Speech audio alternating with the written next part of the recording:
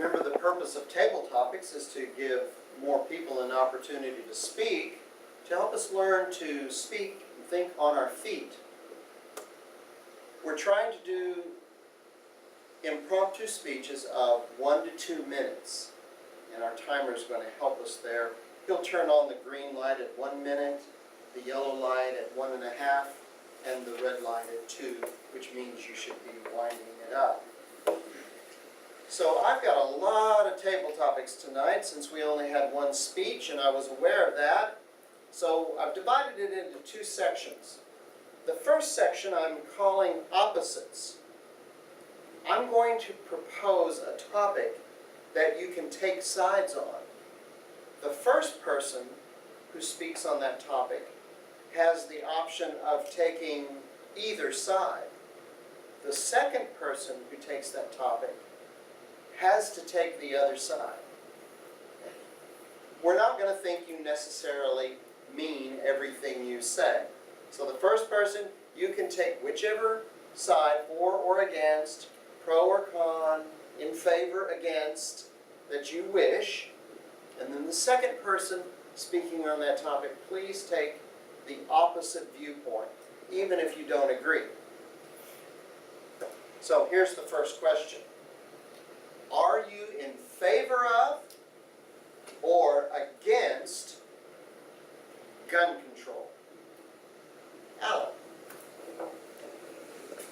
Thank you, Mr. Table Topics Master. For or against gun control? You know, obviously the current state of our culture is in a little flux right now, considering some of the activity that's happened over the last several months and also in the past. It seems like every time an event like that happens, the big shooting happens, then all of a sudden everybody is up in arms about arms control. While I think there needs to be some type of restriction on gun controls as far as I'm not sure, the assault rifles and things like that. In general, I'm against limiting arms control. I believe that's one of our constitutional rights, and I believe that we need to protect that right to the extent possible. But I do understand that there probably needs to be some related regulation around that. And in most of the cases that we've had recently, a lot of that has to do with the mental capacity or the mental state of the individual that used those weapons inappropriately. But again, I will state that I am against arms control because I think that is a constitutional right.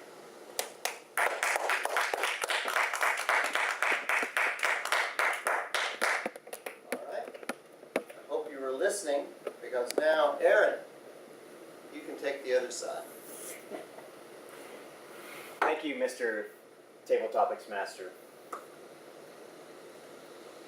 The reason Uncle Sam needs to march into every one of our homes and take, forcibly if need be, our handguns, our assault military style extended capacity rifles, is because we are past the point in our society that we really need guns anymore. The Second Amendment talks about a well-regulated militia. I think that militia these days is the National Guard. And that if the government becomes tyrannical, that there are other means by which we can institute a revolution. But even before that happens, I think other nations would come bail the US of A out of any type of situation, because we are too big to fail. And for that reason, the guns don't necessarily need to be in the hands of the citizens. If we need to go and shoot some ducks or a buck or what have you, we can go down to our local arsenal and check out the rifle that we have on file, go hunting, and return it. There should be immense background checks and transparency where you can see who owns a gun if they still do possess it for whatever reason, like a local commando, I think, would, and assassins would be in towns to keep track of dissident citizens. And so you can keep track of who's doing what if need be. So I firmly stand against gun ownership. And in addition, I would say get rid of the knives and freedom of speech while we're at it. Mr. Tabletop Master.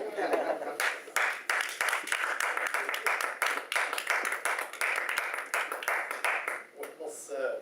Well said. Every able 18-year-old should be required to serve 2 years of national service, such as the military, Peace Corps, AmeriCorps, City Year, or a similar service. Do you agree or disagree? Paul?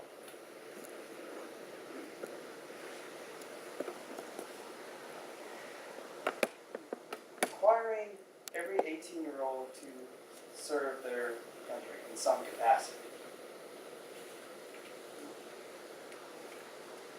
I think one of the great things about serving your community is doing it voluntarily.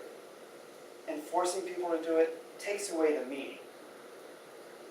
It's not as special if you have to do something.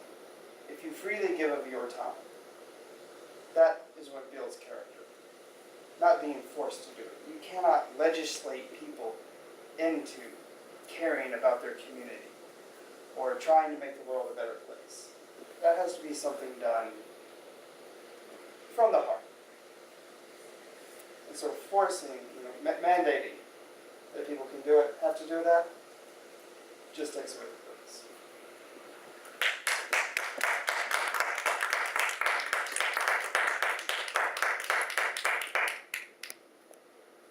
Sujay, take the opposite side. Thank you, Mr. Tabletop Master. I would say that every 18-year-old should be sent for service to serve their country. We see all the time that you young people do not take responsibilities anymore. They don't have discipline. They think once they get 18 years old, they can do whatever they want to do. I think sending them for service would be a great idea to teach them a discipline as well as make them feel proud about their country even more. I think the new generation doesn't care anymore about what our forefathers have sacrificed for the country. So sending them for service is a good idea, although I agree a bit on Paul that you cannot make it mandatory, but so for everything, for the law, you can say you cannot make the law mandatory, but if you don't make it mandatory, the society just wouldn't work. So I think it's very important for our young children to get disciplined and go to military and learn something from that and use that for their whole life. And that's my point of view. Thank you, Mr. Chairman. Thank you, Sujay. By the way, last Friday I went to a speech at the Clinton School about AmeriCorps and City Year. It was very, very interesting. I'm going to do a speech about it. I think this is an intriguing topic. Now, there are a lot of things that could be tweaked on this. For example, instead of 2 years, it could be 1 year, and you might offer deferrals for a certain amount of time for certain people if they can make a good excuse. You might have certain areas of national service that would be automatically you could be automatically eligible for, but some people might choose to do their national service in a very customized way. and they would have to apply to have that approved. But I think this is a very interesting idea. Thank you for your comments. Today is a holiday. Do you think we have too many paid holidays for workers? Giorgio? Thank you, Table Topics Master. I absolutely don't think United States have enough paid holidays. And I don't even agree with the federal policy of letting employers decide which federal holidays they should let you take and which one they should not. Indeed, actually, United States don't have any paid holidays unless the employer feels like maybe letting you off some days. There is no real identity society that gives you a chance to really appreciate the holidays together, to build that culture of appreciation of those special things that happen in history. Because you have some people that have the privilege to enjoy the days off, while others resent the holiday, and the people that have it off because they're having to work. It doesn't create that warmness, that welcomeness, that hospitality.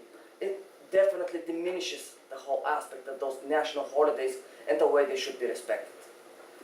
Thank you, Table Topics Master. Who should take the negative? Nisha! Thank you, Mr. Table Topic Master. I completely don't agree with Giorgio. I mean, what is a holiday? When I don't want to go to work, I won't go to work. Who's someone to tell me today is a holiday? So I just take holidays when I want to take holidays. And when I work, it's not that I don't work at all on holidays. I do work a lot, in fact, on holidays, on many other things. So I think it doesn't matter whether we have holidays that are sanctioned by government or we have official holidays. I think holiday should be something when you just don't feel like going to work and you just want to stay home. That's a holiday. Thank you, Mr. Table Topic Master.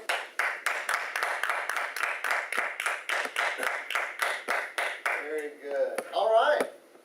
Well, I have a couple more. We're starting to run out of time. Let me go to the other section and we'll do a few there. This section I'm calling one word. I'm just going to say one word and then you expound upon that word. Okay? The first word is spelling. Spelling. Sujay? Thank you, Mr. Table Topics Master, and thank you for choosing me to spell the table topic. I've explained the table topic using spell. So, I'm not sure you want me to talk about magic spell or spelling. Whatever you think. I think, I'm not sure, but I've heard that many spelling bee competitions are won by Indians. I'm not sure why that is, but maybe I think it's in the blood that the parents, Indian parents, can go to any extent to get their children to study. They can beat you up no matter what. You can do anything.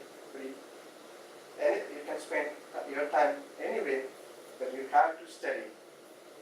You can do anything outside the studies as long as you do the studies correctly. So, I'm not sure, is that the reason that most spelling bee competitions are won by Indians? But in my personal opinion, I'm not a good speller. Some of the words I cannot spell correctly, no matter how hard I try to remember it. So that's my expansion on spelling. Thank you.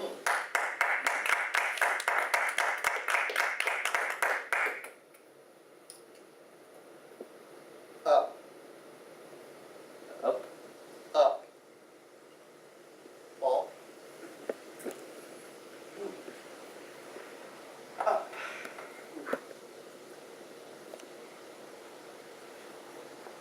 top is what we should all be striving toward.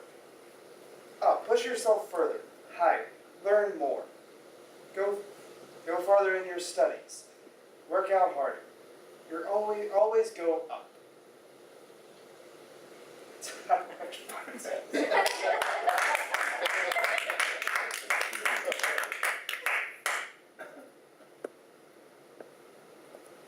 Practical. Practical. Nisha? Thank you, Mr. Table Topic Masters. When I think of practical, I think of myself because I'm a very practical person. Trust me. I'm just going to be very blunt about this when I describe one of the most horrible incidences in my life. I'm standing in the ER. My husband is on probably his deathbed. He's talking to me, and all of a sudden his heart rate drops to 5. The whole ER jumps into action. I'm pushed to the corner, and everybody's attending him. I'm thinking, okay, he's not dead yet. This should be fine. We'll do well. I'm not even crying. So the nurses are working on him. They're injecting him epinephrine, things like that. Then I'm thinking, what if he dies? Oh, that's going to be difficult. I'm not sure how I'm going to take him back to India. His parents are going to think, oh my God, God knows what happened. This girl is lying to us. My parents are going to be upset because I haven't told them about anything, why he is in ER. The next thing is his heart rate starts coming up. I'm like, okay, this is good. This isn't getting worse. Then as time passed, we were moved out of the ER, we went to the room. It seemed like he's going to survive. And the whole time, I'm telling myself, what could the next worst situation be? This is much better than what it could have been. So I think I'm a very practical person. In a situation where my husband almost died in front of me, I'm thinking that this is not the worst thing. It could have been worse. Because I'm thinking of my parents, because I'm really scared of them. So I think when I think of practical, I think of myself, Mr. Table Topic Master. Could have been you. All right. I never thought that it could be me. Simplicity. Simplicity. Alan? I love that word, simplicity. I try to use it all the time as an employer and having many employees. I often have to remind them, keep it simple, please. You're taking this too far. You don't need to get involved in that much detail. It's the KISS principle, keep it simple.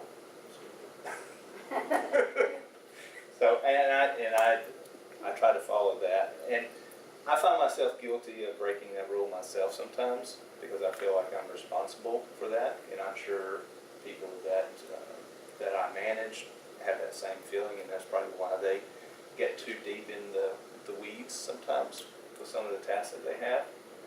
But I still have to remind them, and I have to remind myself constantly that you don't have to get so detailed on things that if you keep it simple, it will work out better in the end. And that's particularly important when you're doing some act for a customer. That customer, if you get too detailed with it, you're going to lose them. So you need to keep it simple and on a very low level. Thank you.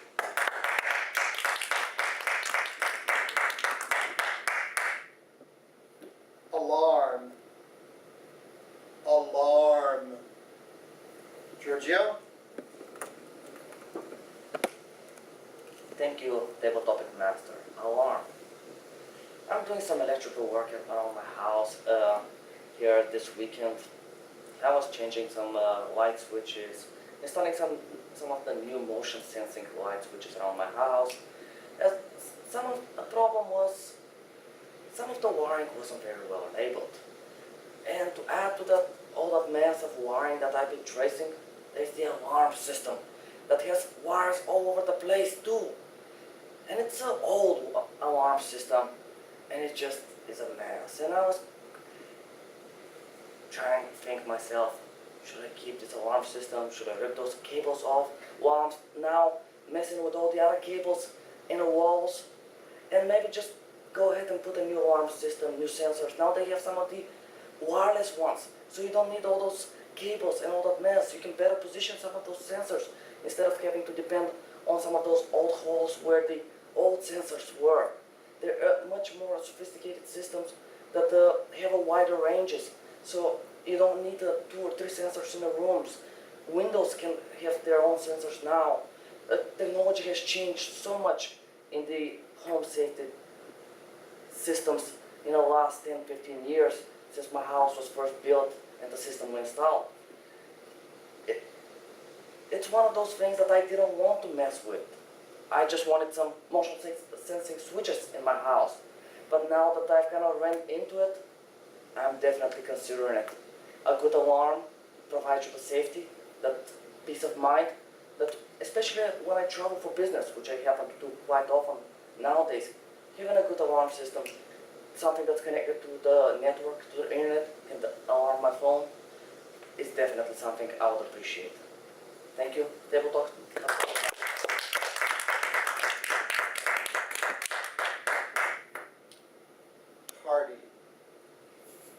Tardy. Aaron? When I think of the word tardy, I think of when I took Calculus 1 and I walked into class late. The professor stops everything that he's doing. The door is on his back left side and he goes, "You're late." I just kept walking to my seat. But I tend to make a habit of being tardy to early morning classes. Thank goodness I'm not in college anymore. But if you look at my transcript, you will see A's at 11 a.m. and later. And B's are less, sometimes much less, for 8 a.m. classes. And the trouble about 8 a.m. classes is it's this tradition that we have where things must start at 8 a.m.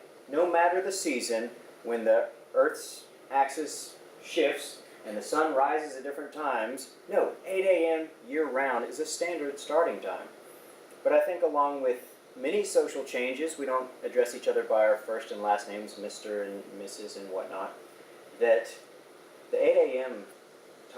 starting time, needs to change as well. I propose a 9 a.m. start, minimum.